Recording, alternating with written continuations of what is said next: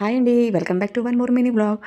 Ration బియ్యంతో బగారన్నం కానీ లేదంటే తెల్లన్నం కానీ ఇలా మెత్తగా చేసుకొని పప్పుతో కలుపుకొని తినడం ఎంతమందికి ఇష్టము? మాకైతే చాలా ఇష్టము. నాకు నా ఫ్యామిలీ మెంబర్స్ అందరూ కూడా చాలా ఇష్టంతో తింటారు.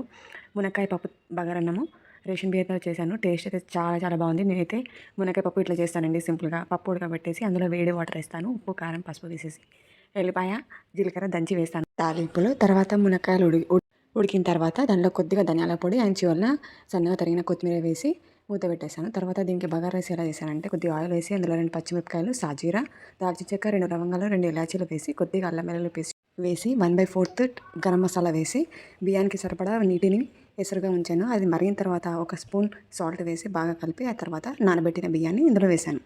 వేసి బాగా కలిపిన తర్వాత కొద్దిగా పుదీనా అండ్ సన్నగా తరిగిన కొత్తిమీర పైనుంచి వేసి ఉడకబెట్టేసి ఒక 10 నిమిషాలు ఉడకబెట్టేసి బగారా రైస్ రెడీ. అంతే అండి, బగారా రైస్ వేడి వేడి టమాటా మునక్కాయలు వేసిన పప్పుతో తింటే బగారా రైస్ చాలా సూపర్. ఇంట్లో డైలీ ఫుడ్ తినేటప్పుడు కీరా క్యారెట్ 1 టైం అయినా కంపల్సరీ డైట్లో ఉండాల్సిందే. Thank you for watching this video. See in the next vlog.